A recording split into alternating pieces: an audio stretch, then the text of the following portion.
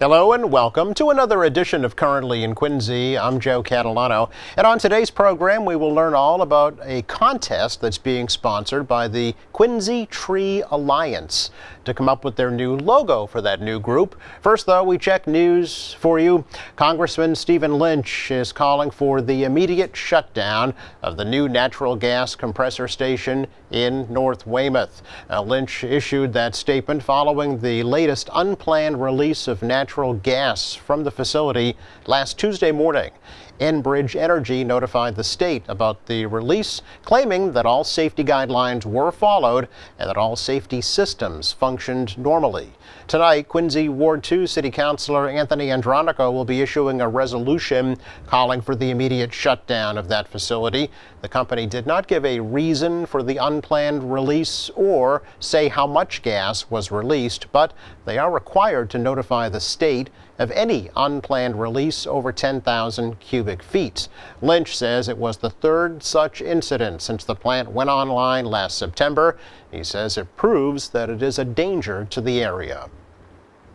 Tonight, Quincy Mayor Thomas Koch will ask the City Council for approval to borrow $475 million to pay off the city's pension obligations. Koch says bonding the money now at historically low interest rates will save the city $20 million this year and millions more in the years to come. During his recent State of the City address, the mayor also said that the bond would include pensions for Quincy College, which would put the college on firmer financial ground. That will continue this spring when our administration files an appropriation request with the City Council to fully fund our outstanding pension liability by including the college. Their own pension obligation as part of this proposal will save the college approximately $30 million over time. The financial protections provided by the city will allow the college to continue its efforts to stabilize and help to create the kind of flexibility necessary to expand programming, shore up the existing cohorts, and eventually lay the foundation for offering four-year bachelor's degrees. Koch is also asking the City Council to approve adding 2 new members to the city's retirement board to help with investing only. That proposal would also require state approval. Several hundred people attended a rally in Quincy Center on Saturday to speak out against anti-Asian racism and violence. Quincy Asian Resources organized the event in the wake of increased reports of violence toward Asian Americans since the onset of the pandemic. Quincy Mayor Thomas Koch, Congressman Stephen Lynch, Representative Tacky Chan, Attorney General Maura Healey, and District Attorney Mike Morrissey all lent their voices to support Asian Americans. There are also legislative proposals that would increase investigations of Asian American violence and also promote the education of Asian American history in public schools. Quincy for Transformative Change held a similar rally immediately following the first event. The Thomas Crane Public Library is preparing to reopen to the public soon. Library officials say the Adams Shore branch will open for in-person services this month, and the main branch is hoping to reopen in mid-May after a reorganization of their collection and a replacement of the 20-year-old carpeting. The North Quincy branch may reopen in late summer after an extensive renovation project. In the interim, the library continues to offer curbside pickup of materials and many online programs and services. Quincy Police Department is recognizing April as Autism Awareness Month by adorning one of their cruisers with the multicolored puzzle pieces that have become synonymous with autism awareness. Since 1999, the Autism Society has used the puzzle piece to call attention to autism awareness and the autism spectrum. Here in Quincy, the police do participate in the National Project Lifesaver program that uses electronic tracking to locate a person who may have gone missing due to autism, Alzheimer's, or some other condition. Quincy police have a 100% success rate of reuniting missing individuals with their families using that program. Coming up, Cindy Sine of the Quincy Tree Alliance. That's next. Right now, the COVID-19 vaccines are available to millions of Americans, and soon they will be available to everyone. This vaccine means hope. It will protect you and those you love from this dangerous and deadly disease. I want to go back to work and I want to be able to move around. To visit with Michelle's mom, to hug her and see her on her birthday. You know what I'm really looking forward to is going to opening day in Texas Ranger Stadium with a full stadium. We've lost enough people and we've suffered enough damage. In order to get rid of this pandemic, it's important for our fellow citizens to get vaccinated. I'm getting vaccinated because we want this pandemic to end as soon as possible. So we urge you to get vaccinated when it's available to you. So roll up your sleeve and do your part. This is our shot. Now it's up to you. I support a state without stigma. I know addiction is a treatable illness. I look beyond the addiction. I see the person. I know medication can help people in recovery. I know that words matter when talking about addiction. When we stop the stigma, we support recovery. Learn how you can be part of a state without stigma.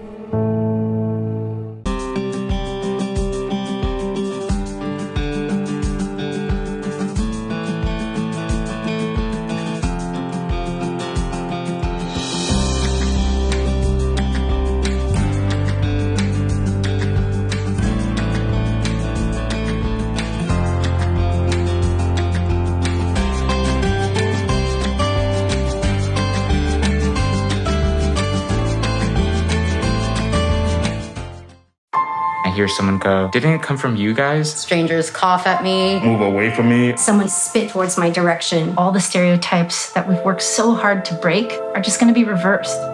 And I won't let that happen. We all have to play our part. I donate my plasma. I've been making masks. We deserve respect as much as everybody else. I'm a firefighter, not a virus. I'm a mask maker, not a virus. I'm a nurse. I'm a delivery woman, chef, a neighbor, artist, Bus driver. I'm a doctor. Fight the virus. Fight the virus. So today we're welcoming to the program Cindy Sign of the Quincy Tree Alliance to chat a little bit about their design, the logo contest, but also about the Tree Alliance in general and what it is all about. So Cindy, great to see you. Thanks for spending some time with us.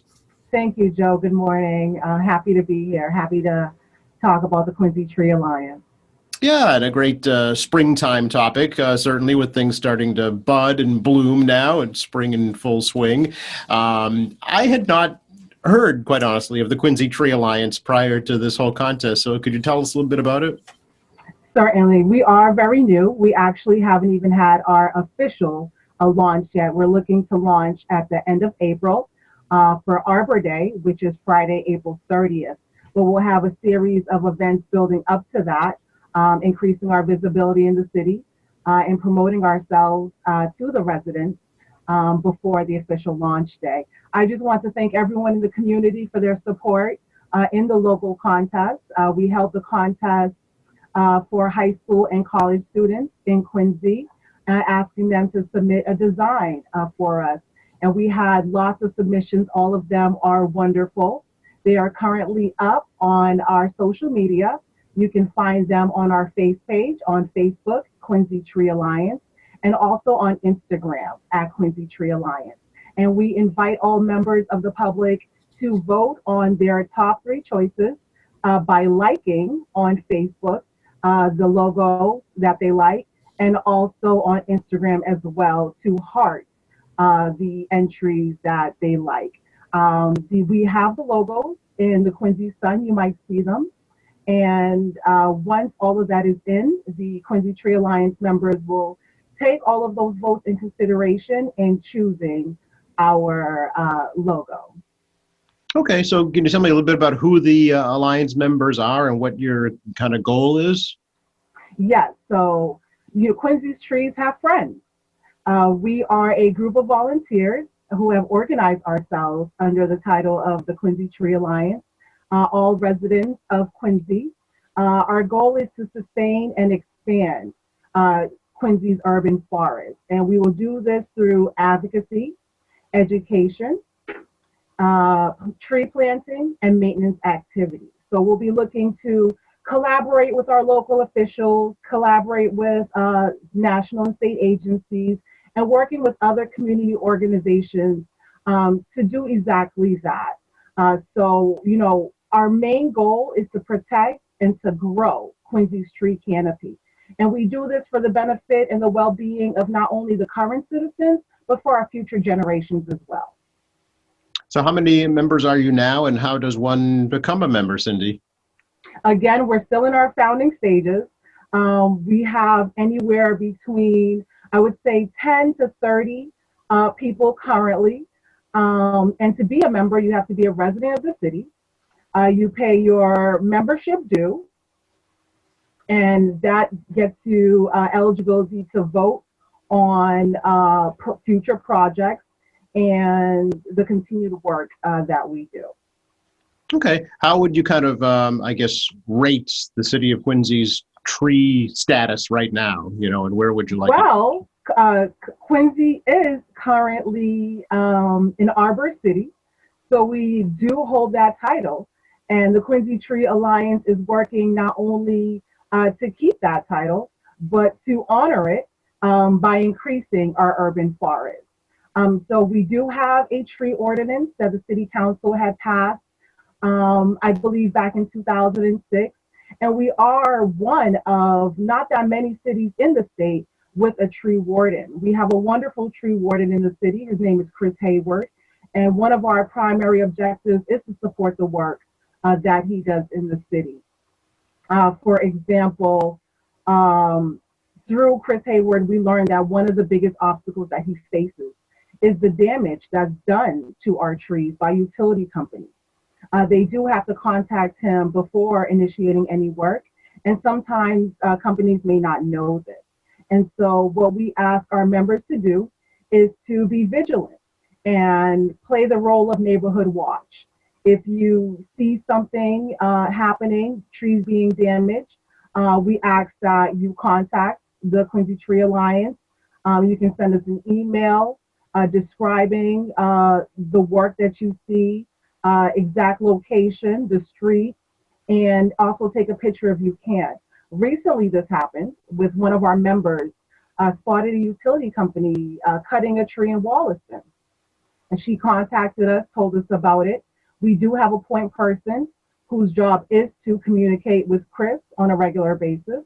We were able to contact the tree warden, and he found out that it was Verizon who initiated the work, and they did not know that they had to contact the tree warden before in doing so. So now he does have a contact person there at that utility company, and moving forward, this shouldn't happen again.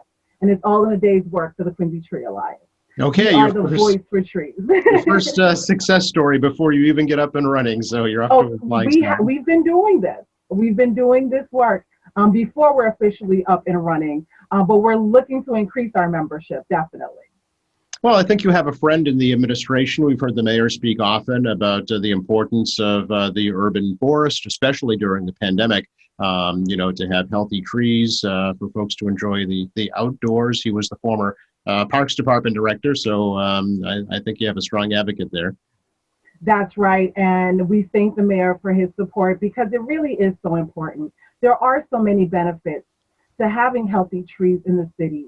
For the health benefits that you just mentioned as well, being in this COVID pandemic, trees make us happy. There's social emotional benefits to it. They purify the air. They clean the air, and it's so important that we have clean air to breathe. And we know that the older the tree, the more that it works to clean and purify the air. So it's very important that we protect our older trees and not cut them down to replace them with younger trees. There's economic value in having a healthy urban forest. For homeowners, it will increase your property value. If you're looking to save cooling costs in the summer, a shade tree will do exactly that. If you're a business owner, we know that aesthetically, having a nice healthy tree in front of your business will attract more customers and more clients. And we also know that the number of trees correlates with the crime rate in the city. where we have data to support the fact that the more trees are in a neighborhood, the lower the crime rate. So there are so many benefits to really protecting and honoring the trees that we have in our city. Interesting. I had not heard that statistic. How did you yourself get involved in this, Cindy? I've always been a tree hugger. I love nature. And for me, it's a very spiritual thing. Trees are held in high reverence in most major religions, whether you're Christian, Muslim, Jewish, or Buddhist. There is significance in having trees and honoring trees in all of those religions, that they are our brothers and sisters in the plant kingdom. And we have to be good to Mother Nature. We have to be good to the earth. This is our home. And they are living beings. So we have to speak up for them where they cannot speak for themselves. Interesting. Yeah. Are there other tree alliances, do you know, in other communities that you're aware of?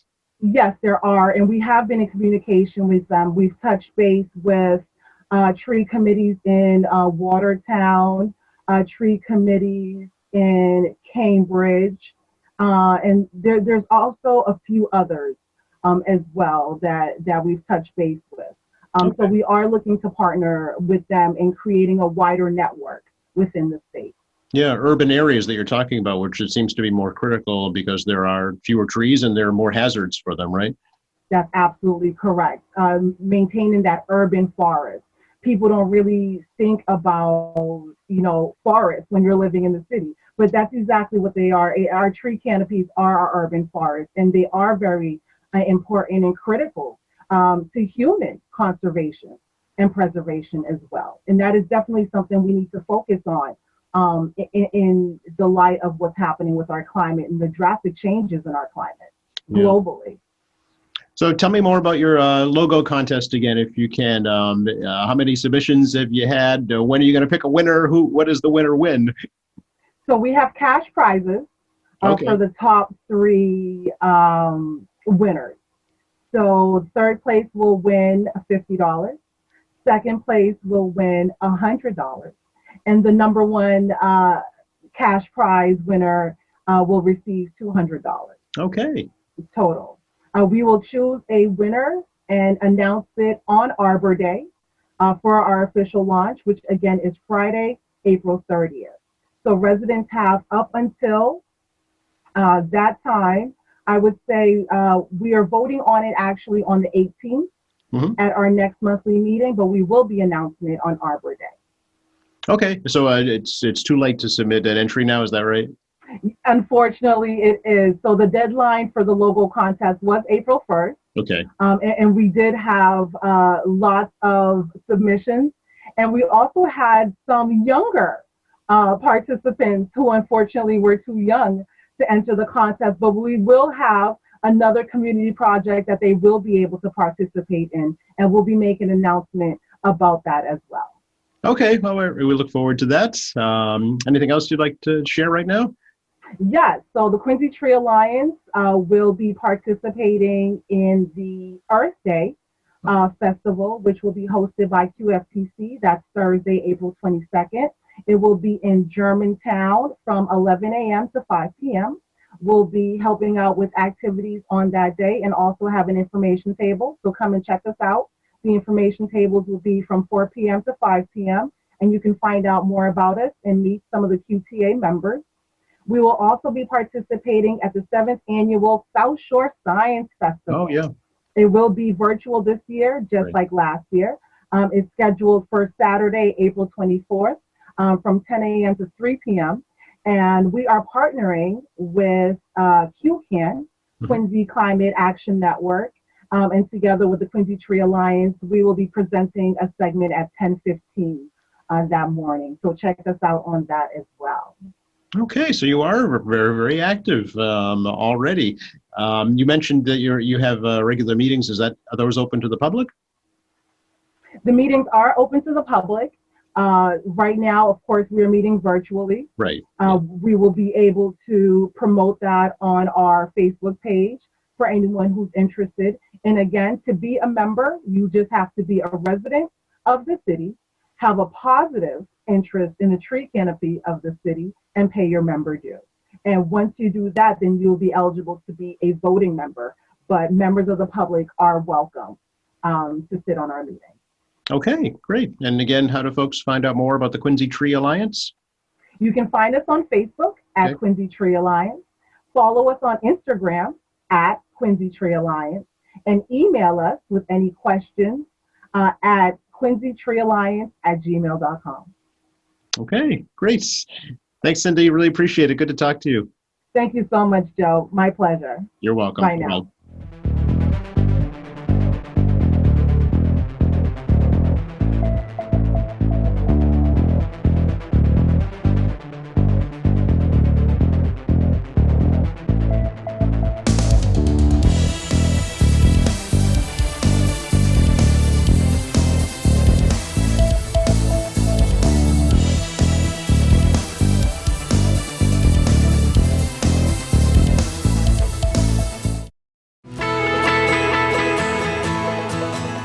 Special thank you to Cindy Sign for joining us today. Thank you to our crew, and thank you for watching.